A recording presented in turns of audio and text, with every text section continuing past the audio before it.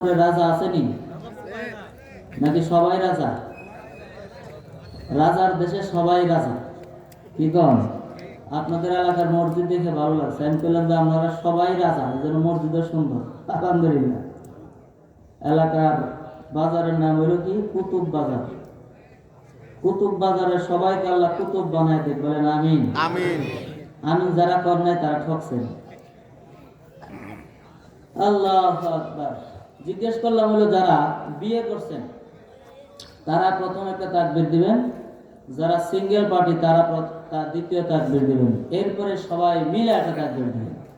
তাকবীর দিলে কয়েকটা লাভ হলো। এক হইল শয়তান ধরাইব, এরপরে ওয়াজের আলোচনার পাওয়ার বাড়বে এবং ইমানি চেতনাটাও বাড়বে, ঘুমও ভেঙে যাবে। এবার প্রথম যারা বিয়ে করছেন দেখবো কোন পার্টি জিতে। নারায়ে তাকবীর। এবার সিঙ্গেল পার্টি, এই দেন সিঙ্গেল দৌড়ায় যাতে ফেল না করে। ঠিক আছে, এই যে সিঙ্গেল পার্টি, ওদেরকে ফেল করা দিতে হবে কিন্তু। নারায়ে তাকবীর।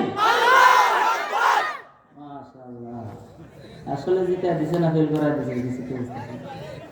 যাই হোক, মোটামুটি আওয়াজ ভালোই হয়েছে। এবার দুই গ্রুপ মিলে একটা তাকবীর দেন। নারায়ে তাকবীর। মাশাআল্লাহ। বেজার হইলেন না, তাহলে ফাঁকা জায়গাটা যদি বন্ধ করেন তাহলে মনে হয় আর একটু ভালো হবে। নাহমাদুহু ওয়া নুসাল্লি আলা রাসূলিল কারীম। আম্মা বা'দ ফাআউযু বিল্লাহি মিনাশ শাইতানির রাজীম। বিসমিল্লাহির রাহমানির রাহিম। ইয়া আইয়ুহাল্লাযীনা আমানু কুতিবা আলাইকুমুস সিয়ামু কামা কুতিবা আলাল লাযীনা মিন ক্বাবলিকুম লাআল্লাকুম তাত্তাকুন। ওয়া ক্বালা তাআলা ফিল কুরআনিল মাজিদ ইন্নাল্লাহা ওয়া মালাইকাতাহু ইউসাল্লুনা আলান নবী ইয়া আইয়ুহাল্লাযীনা আমানু সাল্লু আলাইহি ওয়া সাল্লিমু তাসলিমা। মুহাব্বত নিয়ে ভালোবাসা নিয়ে দরুদ শরীফ। আল্লাহুম্মা সাল্লি আলা মুহাম্মাদিন ওয়া আলা আলি মুহাম্মাদ কামা সাল্লাইতা আলা ইব্রাহিম ওয়া আলা আলি ইব্রাহিম ইন্নাকা হামিদুম মাজিদ। মুহাব্বত নিয়ে ভালোবাসা নিয়ে আল্লাহুম্মা বারিক আলা محمد وعلى آل محمد كما باركت على إبراهيم وعلى آل إبراهيم إنك حميد مجيد. بلغ العلا بكماله كشف الدجى بجماله حسنت جميع خصاله صلوا عليه وآله. আলহামদুলিল্লাহ, বলেন আলহামদুলিল্লাহ। আলহামদুলিল্লাহ। আজকে রাজাপুর পহেলা কুতুব বাজারের উদ্যোগে আয়োজিত 21শে ফেব্রুয়ারির আজকের মাহফিলের সম্মানিত সভাপতি, সহসভাপতি, প্রধান অতিথি এবং আমন্ত্রিত উলামায়ে কিরাম যারা উপস্থিত হয়েছেন এবং যারা আমার সম্মুখে উপস্থিত রয়েছেন, আমি সবাইকে আমার অন্তরস্থল থেকে কৃতজ্ঞতা এবং মোবারকবাদ জানিয়ে আমি আমার মূল আলোচনায় যাব। আমি পুনরায় আলোচনার শুরুতে আমি আপনাদেরকে জিজ্ঞেস করব, আপনারা সবাই কেমন আছেন? এই যে আলহামদুলিল্লাহ, আমিও ভালো আছি। আপনারা যে বললেন আলহামদুলিল্লাহ, আমরা কোরআন হাদিস রিসার্চ করে পাই, কেউ যদি ভালো এবং মন্দ, খারাপ থাকলেও, কেউ যদি খারাপ থাকলেও বলে শুকরিয়া, বলে যে আলহামদুলিল্লাহ, মানে তার অবস্থাটা খুব খারাপ যাচ্ছে, তারপরেও সে যদি শুকরিয়া আদায় করে বলে যে আলহামদুলিল্লাহ ভালো আছি, এটা বলার সাথে সাথে, কথাটা বলার সাথে সাথে তার মাইন্ডে চলে যায় এবং এই মাইন্ড থেকে তখন একবারে বিতর্গত অবস্থা, তার দিল এবং তার সমস্ত অবস্থা পরিবর্তন হয়ে যায় এবং তার চিন্তা চেতনার মাধ্যমে আল্লাহ তাআলা এই শুধু এই কথাটা বলার কারণে সে খারাপ অবস্থাটা আলহামদুলিল্লাহ ভালো আছি কথাটা বলার কারণে সমস্ত সমস্যা আল্লাহ তাআলা দূর করে দেন। ভাইরা আমার, আল্লাহ তাআলার দরবারে আমরা আরো শুকরিয়া আদায় করি যে আল্লাহ তাআলা আমাদেরকে বিভিন্ন ফিতনা ফাসাদ থেকে বিরত রেখে এই এলাকায় কত মানুষ আজকে মাহফিলের এলান শোনার পরও মাহফিলে আসে নাই, কিন্তু আপনারা আসতে পেরেছেন, বসতে পারছেন, এই জন্য শুকরিয়া দেন, বলেন আলহামদুলিল্লাহ। আমরা আল্লাহ তাআলার দরবারে আরো শুকরিয়া আদায় করি এই যে আগের বক্তা বলে গেলেন কত মানুষ অ্যাক্সিডেন্টে মারা গেছেন। আল্লাহ তাআলা ইচ্ছে করলে আপনাকেও মৃত্যু দিতে পারতেন কিনা? পারতেন, কিন্তু আল্লাহ তাআলা মৃত্যু তো আপনাকে দেয় নাই, দিছে না? মৃত্যুর বিশাল নিয়ামত থেকে আপনাকে আল্লাহ তাআলা বাঁচাইছেন, এজন্য শুকরিয়া দেন, বলেন আলহামদুলিল্লাহ। আমরা আল্লাহ তাআলার দরবারে আরো শুকরিয়া আদায় করি যে আল্লাহ তাআলা আমাদেরকে এই সময় এই মুহূর্তে কত মানুষ হসপিটালে ভর্তি আছে না নাই?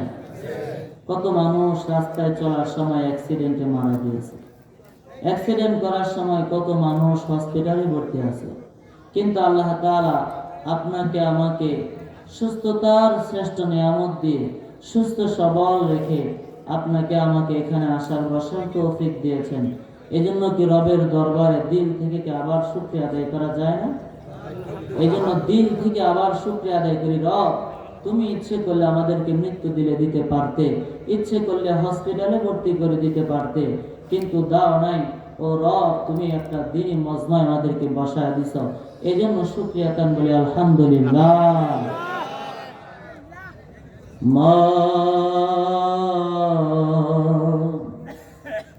কার লাগিয়া কান্দ দিবারাতি,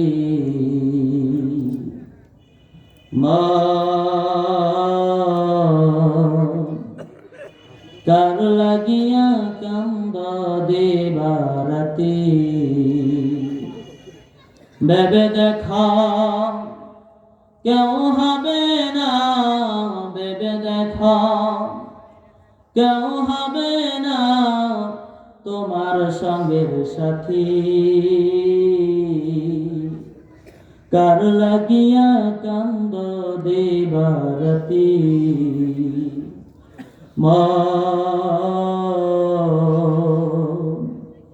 কার লাগিয়া কান্দ দিবারাতি, আপন আপন বইলা যারে বাছো সারাক্ষণ,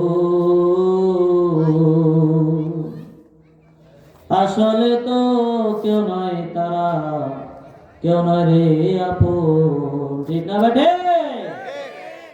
আপন আপন বইলা যারে বাছো সারাক্ষণ,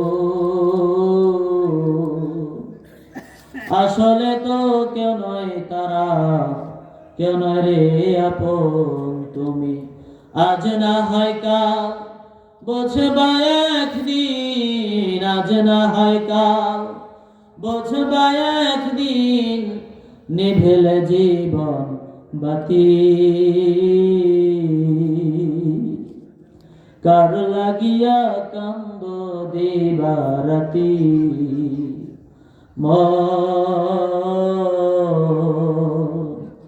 কার লাগিয়া কান্দ দিবারাতি। কথা বলেন ঠিক না রে?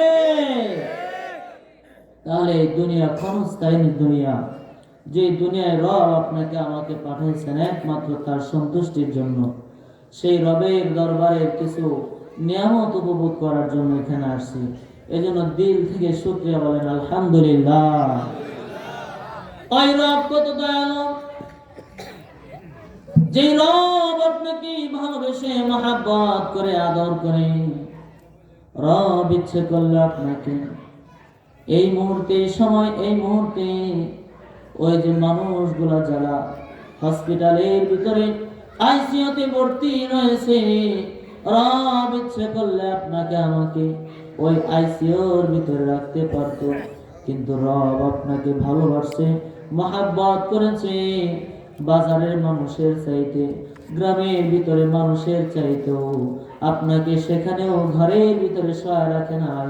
রব আপনার গুনাহ মোচন করার জন্য জোর করে মাহফিলে নিয়ে আসছে। ভালো লাগছে তো? রব কি কাজটা ভালো করছে না খারাপ করছে? ভালো করছে। আল্লাহ রব আপনাকে কত ভালোবাসে। একবার যদি রবের পরিচয়টা জানতেন, রব আপনাকে কত পছন্দ করে, রব আপনাকে কত ভালোবাসে, কত মহাব্বত করেন, রবের প্রেমটা যদি একবার বুঝতেন, আপনি আপনার সন্তান যখন আপনাকে আব্বু বলে ডাক দেয় শান্তি লাগে কিনা? আরে আপনার মেয়ে যখন আপনাকে আব্বু করে ডাক দেয় কত মায়া লাগে। আপনি বিশ্বাস করবেন না, আপনি যখন রবকে আল্লাহ করে ডাক দেন, রব সাথে সাথে বলে লাব্বাইকা ইয়া আবদি, ও বান্দা তুই আমাকে ডাকিস কেন? আপনার আব্বু ডাক শুনতে যেরকম ভালো লাগে, আপনি সন্তানের প্রতি মায়া বেড়ে যায়। আপনার রব যখন, আপনি যখন রবকে আল্লাহ করে ডাক দেন, কসম করে বলি আপনার রব সেখানে তার আরশের ভিতরে ধাক্কা লেগে যায়। আল্লাহ আল্লাহ তাআলাকে বলেন আল্লাহ, সব বলেন, বলেন আল্লাহ আমাদের হায়াতে সব গুনাহ মাফ করে দিন। সব গুনাহ মাফ করে দিন। বলেন আমিন। আমিন। আমিন। আমিন। আল্লাহ মাফ করছে তো? আল্লাহ যদি আপনাকে মাফ করে দেয় আল্লাহর কম পড়বে? না। আল্লাহ যদি আপনাকে মাফ করে জান্নাত দিয়ে দেয় আল্লাহর কম পড়বে? না।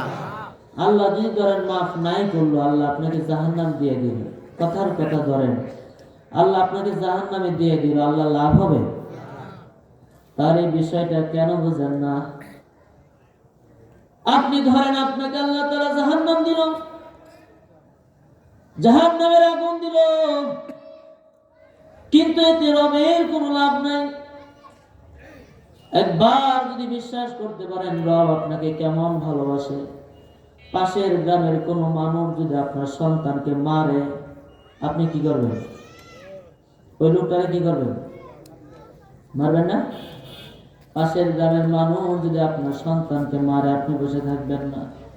সাধারণ একটা সন্তান, যে সন্তানের মোহ আপনার এত বেশি, একটা সন্তানের ভালোবাসা আপনার এত বেশি, একজন মানুষ আপনার সন্তানকে ধমক দিলে আপনি ঠিক থাকতে পারেন না, সাথে সাথে তার সাথে আপনি ঝগড়া করেন। অথচ যে সন্তানকে আপনি বানান নাই, তৈরি করেন নাই, স্বামী স্ত্রী দুইজনে আনন্দ করছিলেন, রব খুশি হয়ে আপনাকে সন্তান দিছে, কি ভুল গেলা? তাহলে সেই সন্তানের মোহ যদি এত বেশি হয়, তাহলে যে রব আপনাকে জন্মের পর থেকে নিয়ে পর্যন্ত খাওয়াইতেছে, আপনাকে বাতাস দিল, পানি দিল, আপনাকে হাত দিল, চোখ দিল, নাক দিল, আপনাকে এত এত বড় নিয়ামত দিল, একবার কি সেই রবের শুকরিয়া দিল থেকে আদায় করছিলেন কিনা? দাদা, যে রব আপনাকে কত ভালোবাসে আপনি একবার ওই দিকে তাকান। রাস্তাঘাটে চলাফেরার সময় ভিক্ষুক দেখছেন? কথা বলে দেখছেন তো? রাস্তাঘাটে চলার সময় দেখবেন এক ভিক্ষুকের হাত নাই, আবার আরেকজনের পা নাই, আবার আরেকজনের দুইটা চোখ নাই, আবার দেখবেন কত ভিক্ষুক হাত পা কিছুই নাই, কিন্তু রব ইচ্ছা করলে ওই ভিক্ষুকের জায়গায় আপনাকে দাঁড় করালে পারতো কিনা? কথা বলে পারতো? তাহলে রব তো আপনাকে ভিক্ষুক বানায় নাই, আপনাকে রাজাপুরের রাজা বানাইছে, কুতুববাগের কুতুব বানাইছে। অর্থাৎ শত শত মানুষের ভিতরে আপনাকে যাচাই বাছাই করে আপনি একবার স্টেশনে যখন দেখবেন ভিক্ষুকরা আপনার কাছে হাত ধরেছেন, আরে যখন বলে আমার মা নাই বাবা নাই, আবার ছোট ছোট মাসুম বাচ্চারা কয় আমার মা নাই বাবা নাই, আরে আপনাকে আল্লাহ তাআলা সেটাও তো বানাই নাই। আপনি সন্তানের, আপনি আপনার বাপ মায়ের স্নেহে বড় হয়েছেন, কত আদর যত্নে বড় হয়েছেন, আপনি রাজাপুরের রাজা হয়েছেন, কিন্তু স্টেশনের ভিতরে ইটের ভিতরে বালিশ দিয়ে যখন শুয়ে থাকে, কনকনে শীতের ভিতরে যখন তার কোনো খেতা কম্বল কিছু থাকে না, তারপরও আপনি বুঝেন না কেন রব আপনাকে তার চাইতে কত বেশি ভালোবাসে। ভালোবাসে তো? ভাষাটা বুঝছেন? রবের ভালোবাসাটা বুঝছেন? জি ওয়াজ শুরু করি নাই, এটা শুধু বোঝাইতেছি রব আপনাকে ভালোবাসে, রব আপনাকে পছন্দ করে। এক লোক এসে বাবির কাছে আবদার করছে, আব্বু আমার জুতার দরকার। তখনই পাশে তাকায় দেখে, আরে সে জুতার জন্য কান্দি, কিন্তু পাশে আরেকটা লোক, সে লাঠি বর করে হাঁটে, তার দুটা পা নাই। আমি জুতার জন্য কান্দি, কিন্তু আমার পাশে যে লোকটা, তার দুইটা পাই নাই, সে জুতা কই পাইব? কথা বলতে ঠিক। ঠিক কিন্তু রব আপনাকে ইচ্ছে করলে ল্যাংড়া বানাইলে বানাইতে পারতো কিনা? পারতো পারতো, কিন্তু বানাইছে না। তাহলে রব আপনাকে কত ভালোবাসে, কত মহব্বত করে। তুমি কাউরে দিলা 10টা সন্তান, জায়গা সম্পদ না, কাউরে দিলা কোটি টাকা, একটা সন্তান না, আছে না নাই? তুমি কাউরে দিলা 10টা সন্তান, জায়গা সম্পদ না, কাউরে দিলা কোটি টাকা, একটা সন্তান না, টাকা করে ধন সম্পত্তি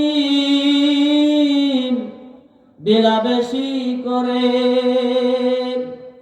কিন্তু মরার পরে কান্ধে কইরা কবরে নামাবে কে তোরে? রঙের খেলা খেলছো দয়াল রে দয়া, রঙের খেলা খেলছো দয়াল রে। তুমি কাউরে করলা প্রতিবন্ধী, আছে না নাই? আছে তুমি কাউরে করলা প্রতিবন্ধী, দুইটা চক্ষু না, হাত পা তুমি সব কিছু দিলা, কাউরে মুখের ভাষা না। হাকিম হইয়া হুকুম করো, পুলিশ হইয়া ধরো, সর্প হইয়া দংশন করো, উঝা হইয়া ঝাড়ো।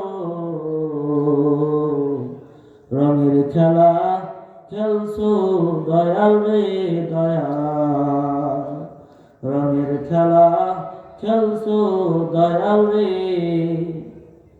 তুমি নির্দোষীরে রাখো দয়া, ভবের জেলখানা, আছে না নাই? তুমি নির্দোষীরে রাখো দয়া, ভবের জেলখানা, আবার অপরাধ করিয়া দেহ ঘুরে সর্বদা। তুমি নির্দোষীরে রাখো দয়া, ভবের জেলখানা, আবার অপরাধ করিয়া কেহ ঘুরে সর্বদা। নদীর এপার ভাঙো ওই পার ঘর, এই তো তোমার খেলা। সকাল বেলার ধনী ফকির কর সন্ধ্যা বেলা, রঙের খেলা খেলছো দয়াল রে দয়া, কারো কলে যায় আঘাত দিলা, মা বাবা কাইরা নিয়া, আছে না নাই? আছে অকালে মা বাবা হারায় না অনেকে।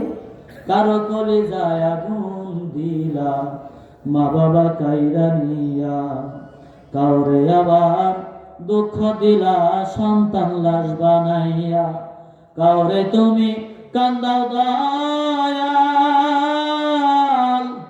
মনের মানুষ কাইরা নিয়া, কাউরে অল্প বয়সে রাখলা, বিধবা বানায়া।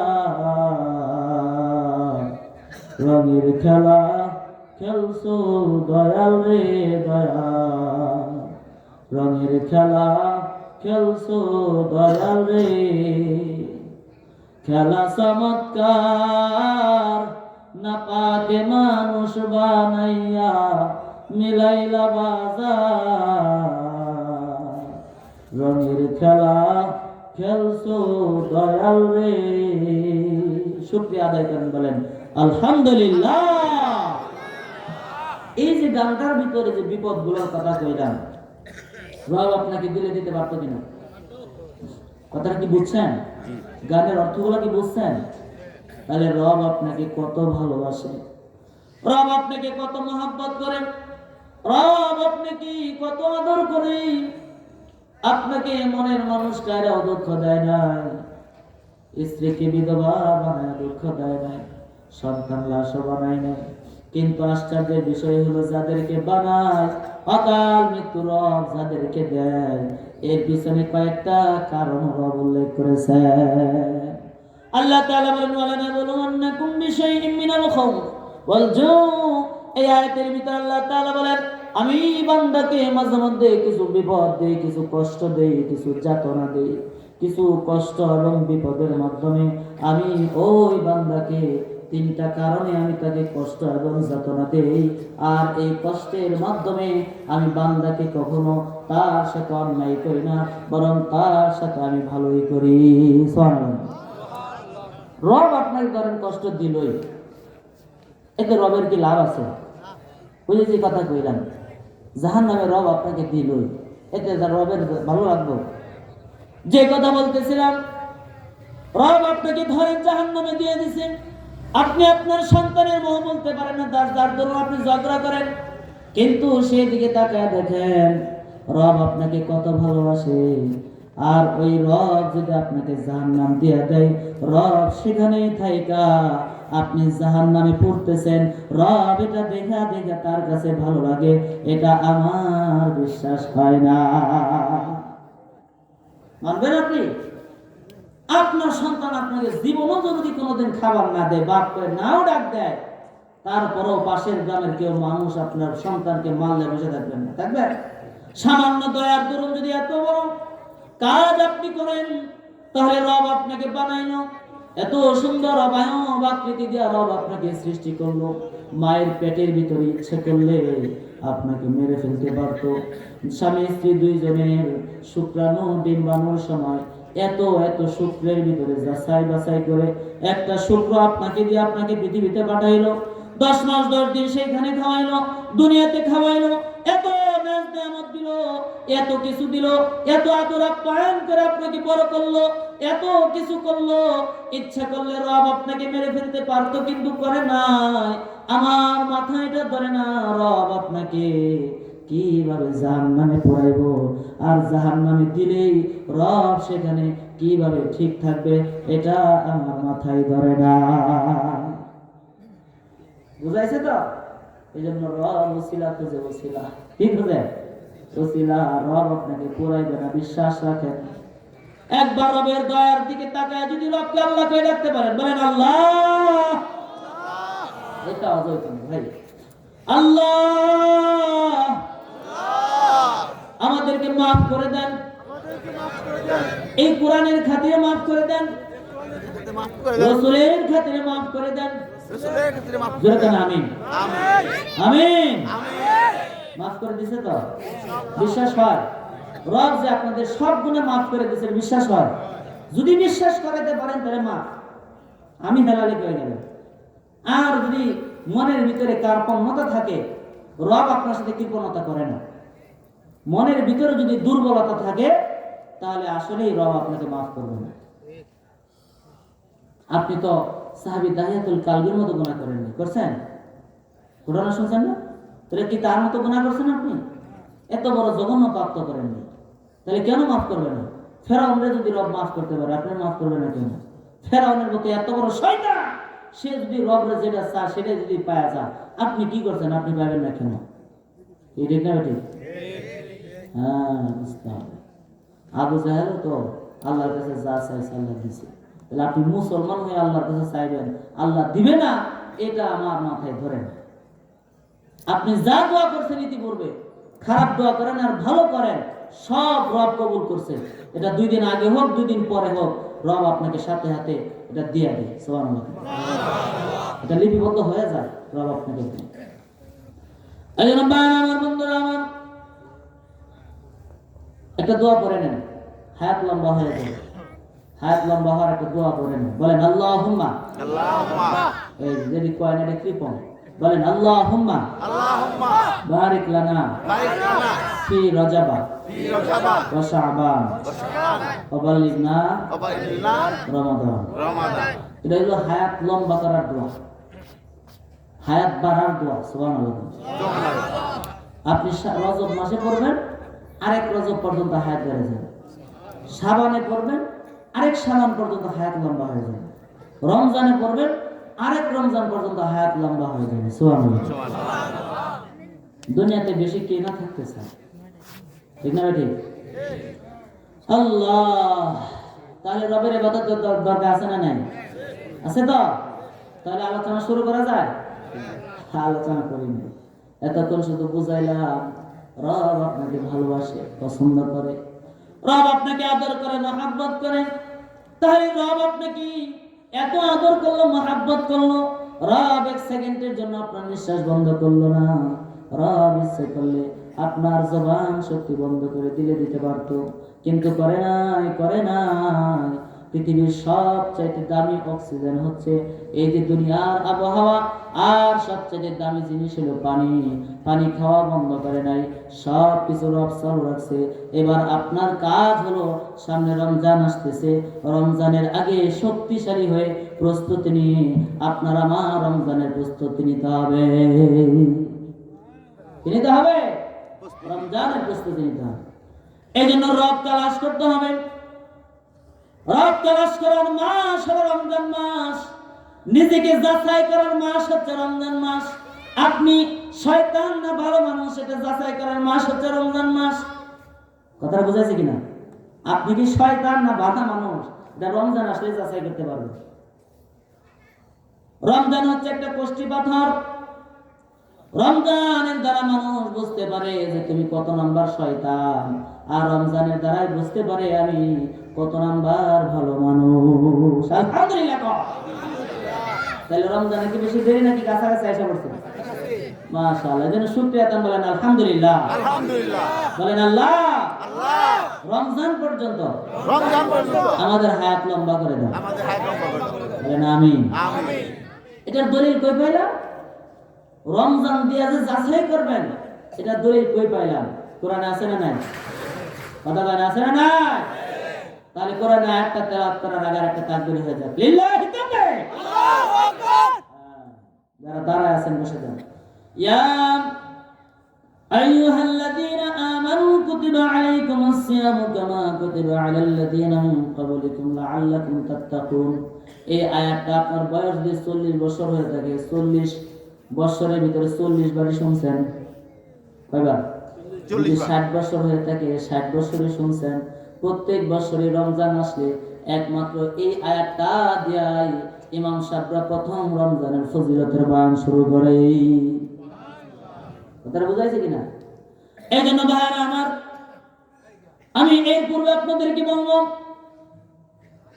রমজান আসার পূর্বে শাবান মাস আল্লাহ নবী সাল্লাল্লাহু আলাইহি সাল্লাম সাহাবীদেরকে রমজানের প্রস্তুতি নেওয়ার জন্য কিছু কিছু আমলি বয়ান করতেন। কবরের কথা, আখিরাতের কথা মনে করায় দিতেন। রব আপনাকে কেমন ভালোবাসে এটা চিন্তা ভাবনার ভিতরে ঢুকায় দিতেন। এই জন্য আল্লাহ তাআলা বলেন, ওয়াজকুর ফিল কিতাব ইব্রাহিম, হে নবী ইব্রাহিম, অর্থাৎ ইব্রাহিমের কথা আল্লাহ তাআলা বলেন, হে রাসূল, আপনি ইব্রাহিমের কথা এই কোরআনে আছে যে তিনি কত কষ্ট করে রব তালাশ করেছে। এই রব তালাশ করার জন্য আপনি ইব্রাহিম নবীর কথা মানুষের ভিতর প্রচার করুন, দেখবেন তারা রব তালাশ করা যে কত কঠিন সেটা তারা বুঝে ফেলবে।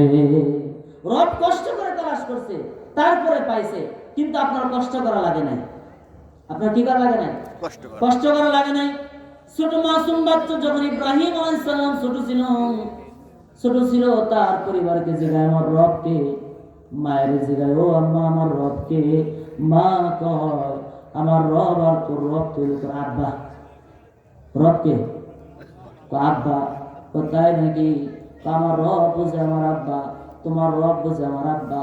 তাহলে আমার আব্বার খোদাকে, তোর আব্বার খোদা হলো নমরুদ। কি কর? নমরুদ। আবার কয় তাহলে নমরুদের খোদাকে।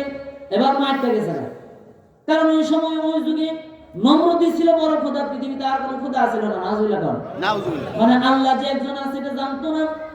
তারপর ইব্রাহিম নবীর প্রতি দিলের ভিতরে ভালোবাসা কার? আল্লাহ। কথা বলে কার?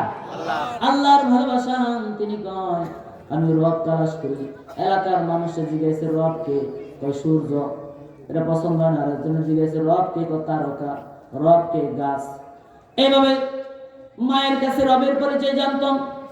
আচ্ছা মা গো বলো দেখি, রাত্রি আসে কেন? চাঁদ সূর্য কোথা থেকে পেল এত আলো? আচ্ছা মা গো বলো দেখি, রাত্রি আসে কেন? চাঁদ সূর্য কোথা থেকে পেল এত আলো? পশু পাখি কয় না কথা, মানুষ কেন কয়? বলো বলো এসব মা গো কেমন করে হয়? পশু পাখি কয় না কথা, মানুষ কেন কয়? ও মা বলো বলো এসব কিছু কেমন করে হয়? ছোট মাসুম বাচ্চা রব তালাশ করে। রব তালাশ করতে করতে রবের সন্ধানে বের হয়ে যায়। রব খুঁজে পায় না। বিভিন্ন মানুষের কাছে জিজ্ঞেস করে, রব পায় না। এলাকার মানুষের কাছে রবের পরিচয় পাইছে। কোরআনে আল্লাহ তাআলা তুলে ধরেন, فلما جن عليه الليل رأى كوكبا। হঠাৎ করে একদিন রাত্রিবেলায় হযরত ইব্রাহিম নবী দেখে আকাশের ভিতরে একটা তারকা উদয় হয়েছে। সুবহানাল্লাহ। কি উদয় হয়েছে?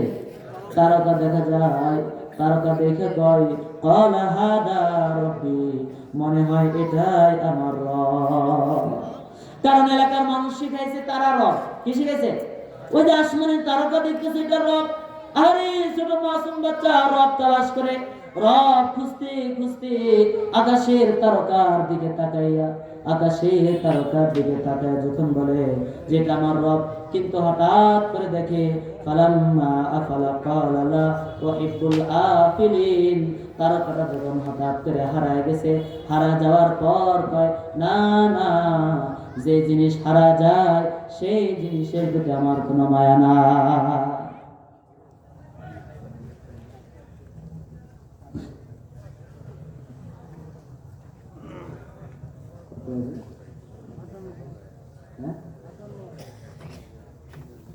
আল্লাহ